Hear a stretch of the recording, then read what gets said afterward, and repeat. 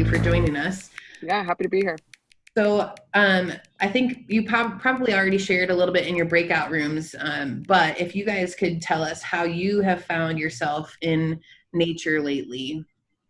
And Abby, we can start with you if you'd like. Okay. I was saying in my group that I'm a gardener, big gardener. I am really bad at it though. But I really enjoy it, even though I end up not being able to keep things alive. So, I've been trying to really kind of like take this quarantine time to not put too much pressure on myself. I feel like immediately when everything got crazy, a lot of people were like trying to um alleviate stress and create community on like social media and stuff like that. And for me, a lot of that felt like a lot of pressure to take care of everyone else. And I was kind of just like, I mean, in the span of like 3 days, I had jobs lined up through the beginning of 2021 that all just kind of went away, for now. And so I have been, and it's kind of the same thing with like how you spend your time in quarantine. I feel like a lot of people are excited about getting outside and going hiking and doing all this stuff, which is really, really cool. But I also felt like some days I was fucking bummed, you know what I mean? And I just wanted to stay home and watch Netflix for a day and chill out. And I had been kind of hitting a point of burnout before. So I've been finding myself kind of like not putting pressure on myself. And in that way, I, started a whole garden in my backyard. One day I got so stir crazy because my boyfriend's considered essential. So his life is 100% normal. And I just like drove into the middle of the desert and put on some Florence and the Machine and like brought out, like a sketchbook and like chilled out in the back of my car for like 6 hours, and it was fantastic. And so it's been a spontaneous thing for me with nature. But it's also been really nice to kind of just like do things as they come. If one day you want to do something, I mean, your life is a lot of times, at least my life lately had been a lot of, well, deadlines, and I got to get this to this person, and then I got to do that. And oh, by the way, my website hasn't been updated in a year, and the pressure of like social content and like all that kind of stuff. So anyways, I've been finding myself in nature in a very spontaneous way, and I've been really enjoying it because it doesn't feel forced. You know what I mean? So yeah. That's probably my best answer with that. Yeah, that's awesome. I think that you've been sharing on social media a little bit too of how that's influenced your creativity. And I think that's really neat too. Yeah, definitely. Taking a step back and kind of, I mean, I talk about adapting, like we're all kind of forced to adapt right now. And I've been feeling like, I've wanted to pivot my work and my day-to-day, going from wall to wall to wall on these murals, just got really tiring after a while. So it's kind of been a blessing, I guess, a tough blessing, kind of an uncomfortable blessing, but a blessing nonetheless to be able to focus more on that kind of stuff. So yeah, that's awesome. Thanks for sharing. A lot of people were like, yep, I know that feeling of just wanting to veg out and watch Netflix, but then also yeah, and it's okay, Mm-hmm. How about you, Terrence? How have you found yourself in nature lately? Well, before this all happened, I was snowboarding a lot. And that came to a halt because you're just hanging out with people on a ski lift and you can't really do that anymore. But I travel for that a lot. And I was just trying to find something that would be like similar to that. So it might not be exactly similar, but I just started playing golf, which I'm not like a golfer, you know what I mean? But it's kind of like the fairway is sort of like the ski run, you know what I mean? And you could golf during quarantine, and it's Arizona, it's hot, and not a lot of people are out there. So I just felt like, I made a Costco joke earlier about how, being out in nature is probably safer than being in a Costco. So yeah, I've been doing that. Yeah, and in my breakout group, when we were mentioning like what like ties us to nature, like what in nature like represents our resiliency or something like that.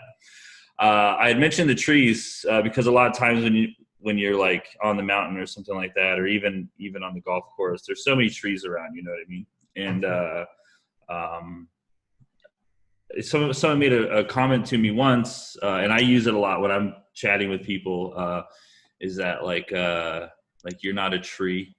You have the ability to move. So if you're in like a tough situation in your life, or if you have this opportunity but you have to move to another place, like you're not a tree, you can move. You can uproot yourself and start over. So yeah, that's how I found myself in nature. I honestly thought when like this whole thing kicked off, like, oh, I'm going to be hiking and doing all this kind of stuff, but I haven't done that. I hiked a lot prior, but I just haven't done that. Yeah. Well, I think that I think Christina could probably attest to this, but in the commercial real estate world, a lot of these people have been golfing a lot. So still getting out, and I think someone else said totally makes sense when you're talking about the fairway and, comparing that to skiing. So that's awesome. Okay. So I think there's a quote. I'm going to come back to this when you were talking about trees. So remind me, I'm going to come back to a quote about trees. So what have you been learning since you've been out in nature, or the lack of being in nature because you've been staying at home? What have you been learning during this time? And Terrence, if you want to continue, go for it. Sure. So what I've been learning is that just being able to be out there and separate from, we're obviously all kind of working a little bit less. We're able to like have some more time to ourselves and clear our thoughts and all that kind of stuff. So I think I've been learning that the more I can connect with nature, or the more I can just be in the moment of, and also not be like on my cell phone or checking Instagram or email or anything like that. The more I feel at ease, like the chatter in my brain and all that kind of stuff. I'm sure we all have that. Or maybe I'm the crazy guy on the Zoom call. I agree. But like it seems to be less, and I just feel more connected. And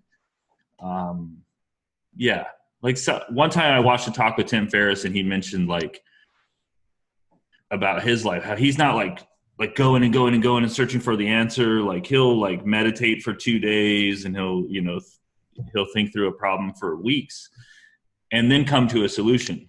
So he's not just trying to find the solution right on the spot. And I've been trying to like use that more and more and more. Like how do I slow everything down so that I can clear the space in my mind? Yeah. Have you created some habits that you think will be beneficial moving forward? Yeah. So I've been making like, I've been making breakfast and coffee and everything like that. And I've been eating it on the front porch. And I just didn't do that before. I'd make it right and come to the computer and instantly be working with all that kind of stuff.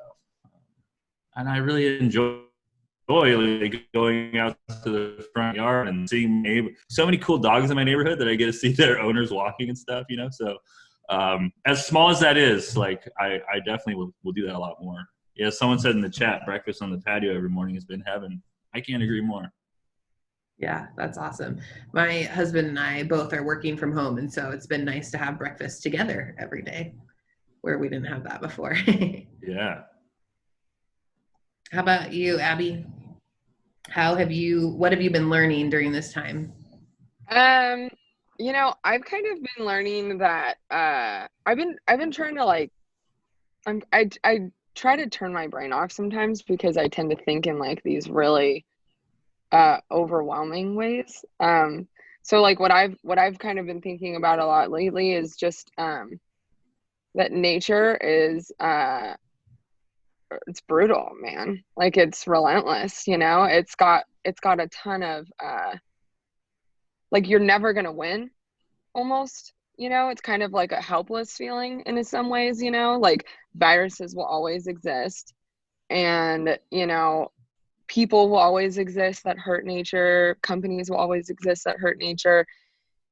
and it's like a very kind of overwhelming and honestly like a very pessimistic attitude towards life. And so I've been kind of learning to like respect that and shift this idea of like fixing things to like finding comfort in things that I can control and people. You know, instead of trying to be, before all this, I think I was a little bit more caught up in the success of my business and, you know, what kind of clients I had and how big my walls could be. And, you know, ultimately, like, you know, can I make enough money to live the life that I want to live, you know? And it's kind of shifted my perspective a little bit to this idea of connecting a little bit more with my art on like an emotional level. So being able to take what I have, take what I understand, take what I know to be true, and then be able to create something that maybe means something to somebody else in the way that it meant something to me, I think is really important. So anyways, yeah, so what I've been learning is basically that I'm completely out of my league. You know, me posting a fucking thing on Instagram about us all being, everything's going to be okay and we're all together and all this stuff. It's like, well, that doesn't really help people now, you know, and I can't help everybody. I can't, there's nothing I can do that can make, you know, Joe Schmo's life better in Wisconsin who's struggling with his life. And so all I can do is kind of control what's in front of me and try to put something out there that's like super meaningful. And control what you can and lean into things that make your life better. And then in turn, you try to lean into things that make other people's lives better. Yeah. I think this morning, I actually, now that you were just mentioning that, the not being in control, I was reminded of that this week when I went in for my ultrasound on Wednesday, and the doctor said, all right, well, every Monday and Thursday, you have to drive out to Scottsdale Shea, the hospital, and get strapped up, and we're going to monitor your baby twice a week from here on out. And I was like, holy smokes, like, I can't control any of this process. You know, I can't control how fast this baby's growing, if she's doing well or not, you know, and like you really can just drive yourself insane. And so I think I mentioned this last month, but I haven't been paying attention to the news at all because I've been trying to keep my stress level low. Yeah. But I think during this time, especially, I'm just reminded of like how much we're not in control of, and how you can just control right. worry about the things you can control. And right. you really think about it, you can't control all that much. So yeah. And I think it's also kind of a lesson in like vulnerability. I'm a big believer that vulnerability allows you to connect with people on a more genuine level, especially because it's so easy to be inauthentic nowadays. It's easy to have a brand. Like even, you know, one would argue that social media, everybody's social media page, whether it's an art one, whether it's a personal one, whether it's a business one, like everybody's trying to, everyone has a brand, you know, and it's really hard to connect with a brand. That's why there's people who specialize in that kind of field, you know? And so I've just been trying to be like really open and vulnerable about my struggles. You know, if anybody around me would look at my life and my career and think, oh, you know, well, she's probably not struggling. Well, I'm fucking, it's hard, you know, like some days are really good and other days are bad, and that's okay, you know, everybody has that. And so I'm just trying to be vulnerable and let people know that, you know, it's hard, but it's okay to also check out for a little bit. Yeah, I think vulnerable. You mentioned brands and hard to communicate with brands. I think it's really cool when a brand can be vulnerable, you know.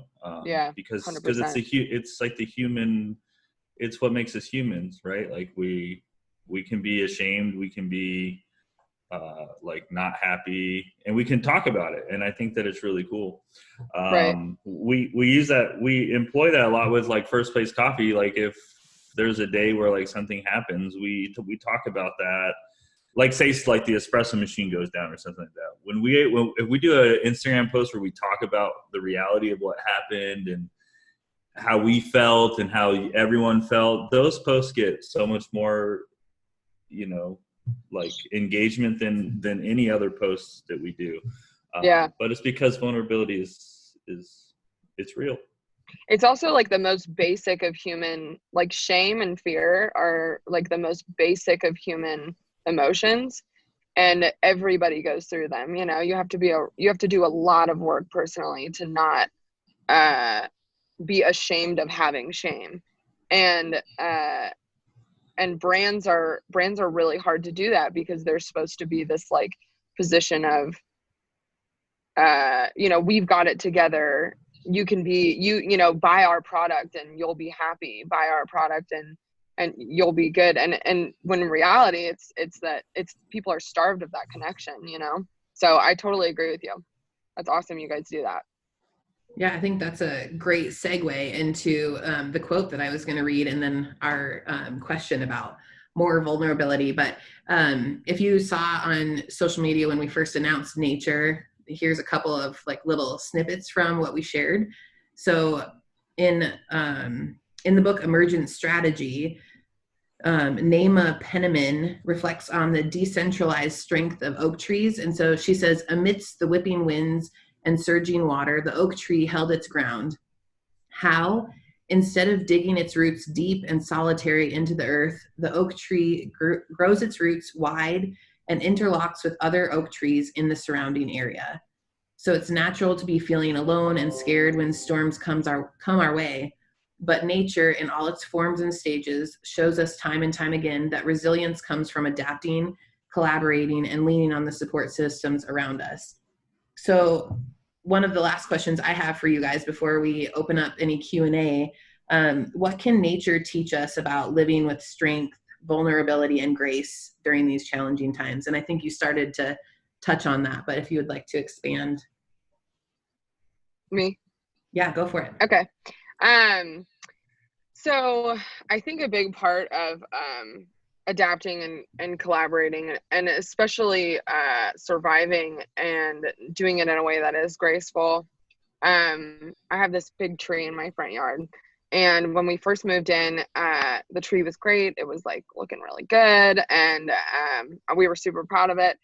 And then as the years went by, the roots started to actually come up to the surface, and they were kind of peeking out here and there. And I did a lot of research on it, and it turns out that field used to be our front yard used to be on an irrigation system, so it would flood the front yard and get water all the way down to its roots like once a year or twice a year. And it was asking for help. It was bringing its roots up to the surface so that it could get rainwater more easily, and before it kind of evaporates by the time it gets down really far. And I think that people forget it's okay to ask for help. Like I do it too. And it's okay to ask for some support, and it's okay to ask, hey, I'm kind of struggling, or, what do you think about this? Or how do I do this? Or, not knowing the fear in not knowing something is normal. And so I think nature is a quiet growth that everybody could try to understand and respect, and not worry about getting somewhere so far so fast. It's a slow process, and it's terrifying. Like I would say now that my business has slowed down a lot, there's a part of me that's like really scared it's never going to be what it was again, at least for a year or two.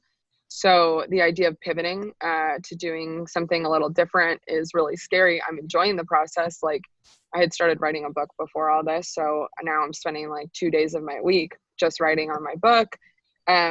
I had this whole plan in the works to start a podcast, which I'd put on hold for like 6 months.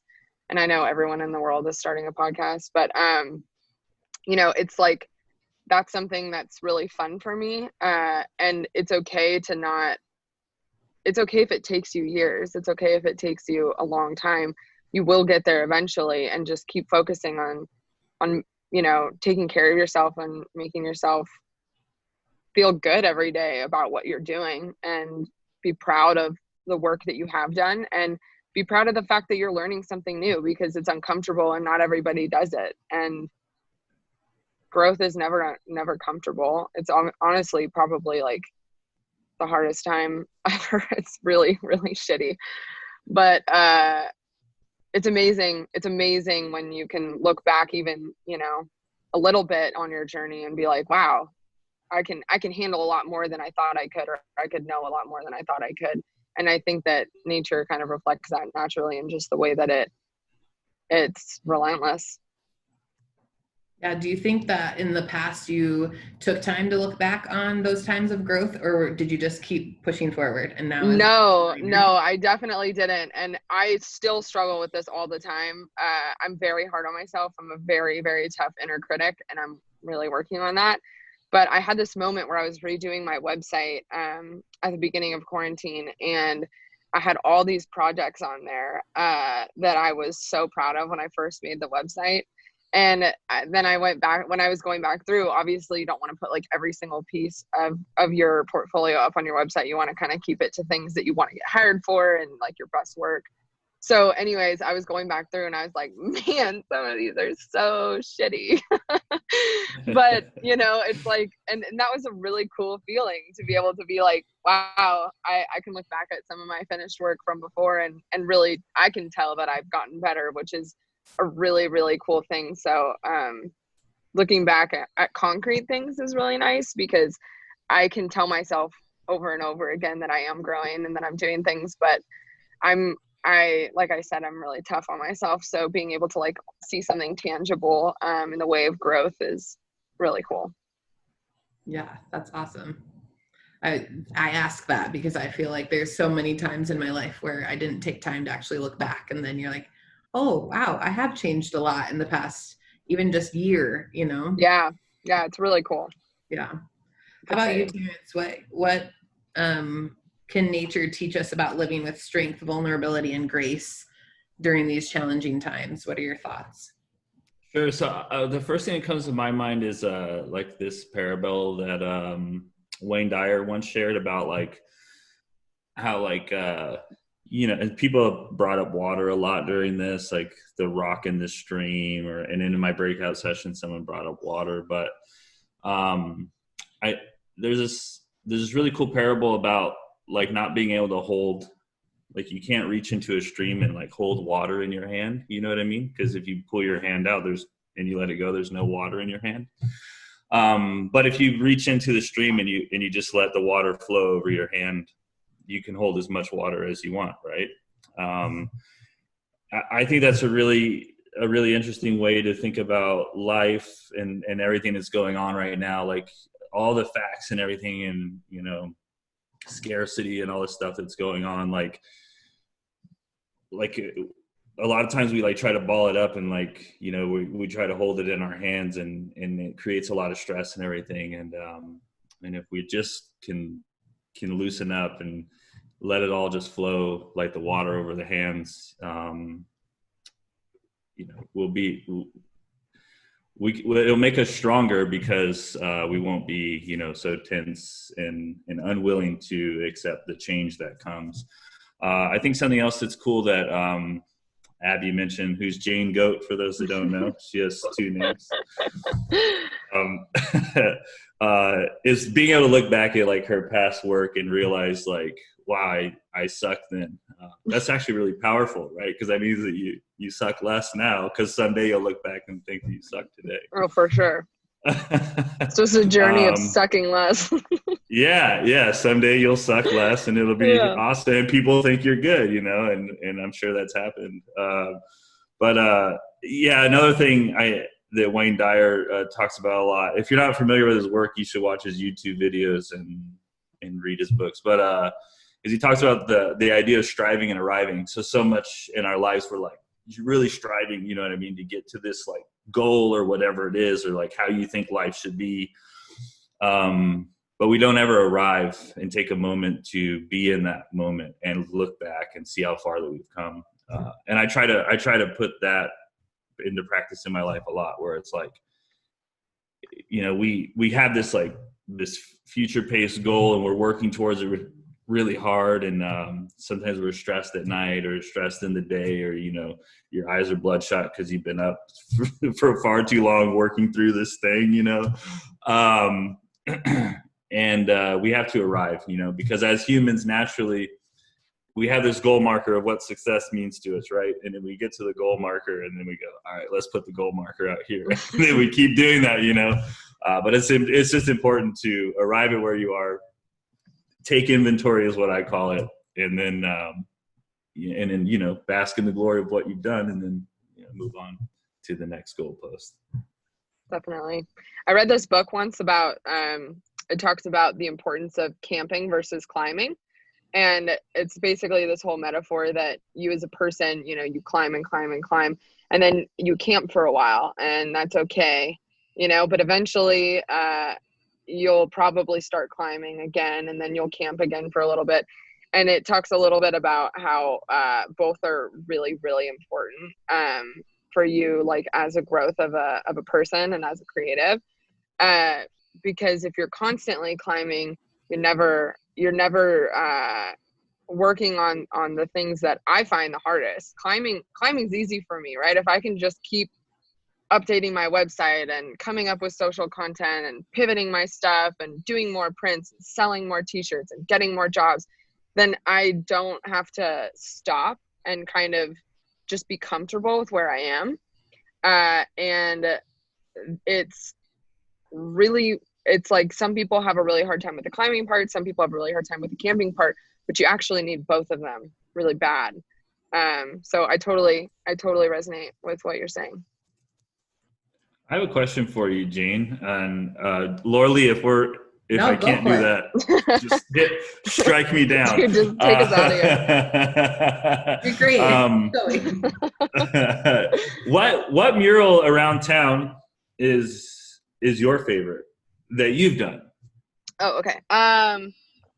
So I get asked this question a lot, and it's kind of a difficult one for me because there's a lot of them that if I'm working with a client who is, usually I do my pricing, if I get a lot more creative control, then I will charge a little bit less. If they want to take majority of creative control and really put revisions into it and make sure that it's like lining with their business and all this other stuff, then I usually charge them more.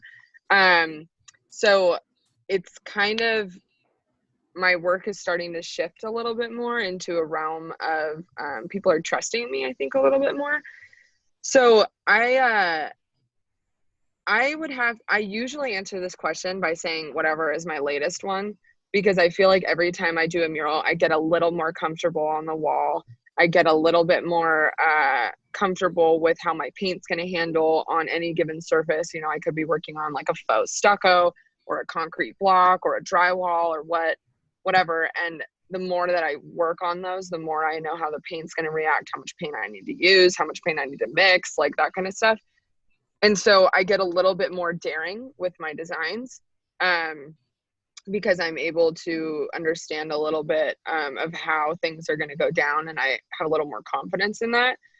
So I would say every mural I do, I submit the designs. My boyfriend always makes fun of me because I submit the designs and then he's like, whoa, this is like crazy. Is that going to be hard? And I'm like, yeah, I don't know what I'm going to do. Like, I'll figure it out. But the confidence that I am going to figure it out is what makes me really like them. So I just did one at the Hyatt downtown, which was really crazy because we did it all on windows. It was like 35 feet by 17 feet. All on windows, and I had never worked on glass before, so it was like very intimidating. And so I had to use enamel, which is like a super sticky oil-based paint. I'm sure you know from Tim.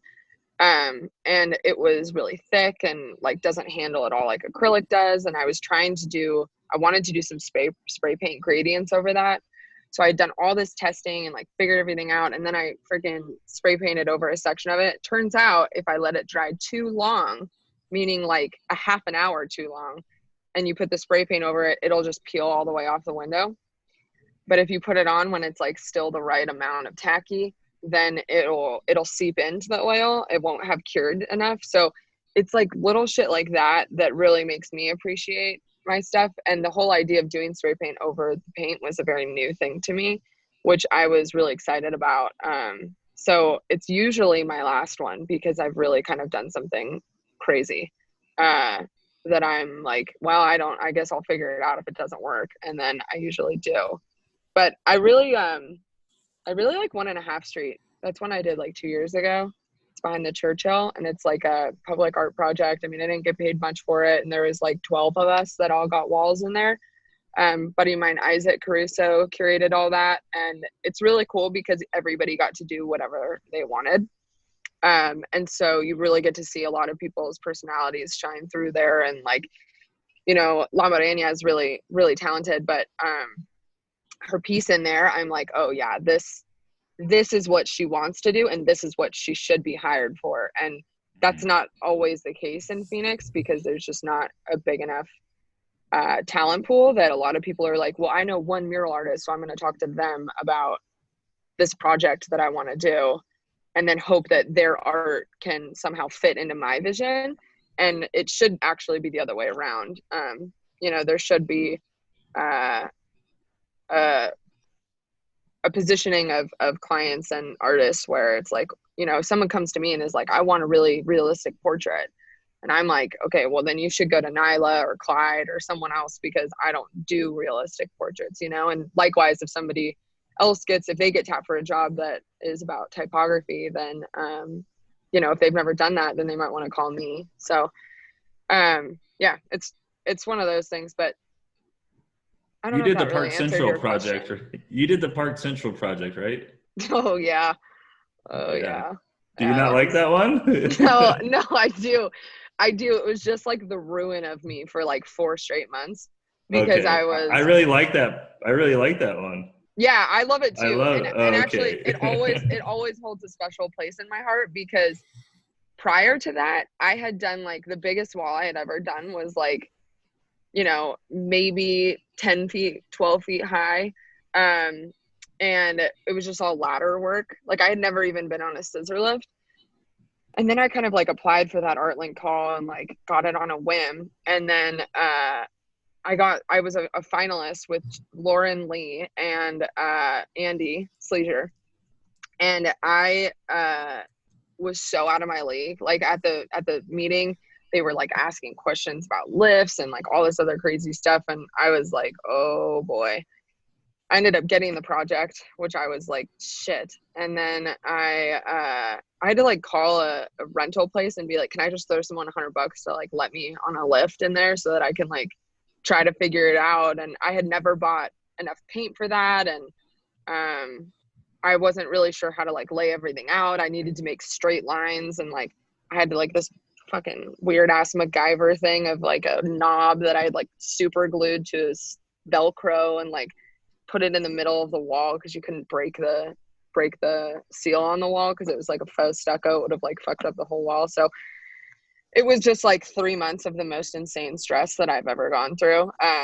So it's always going to hold a really special place in my heart because it was like 40 feet tall. So I'm like, well, a lot of beauty came from that. Yeah. So it was a lot of beauty from that stress. Yeah. Earlier when I was talking about growth and how uncomfortable it was, that's it. I mean, I didn't sleep for like 2 weeks. My boyfriend and I had like just started dating, and I was like, oh my God, he's going to think that I'm like, I promise I'm not this crazy. I like couldn't stop talking about it. I was so nervous. It was rough, but now, so that's what I mean is like that gaining confidence from experience is really fucking cool.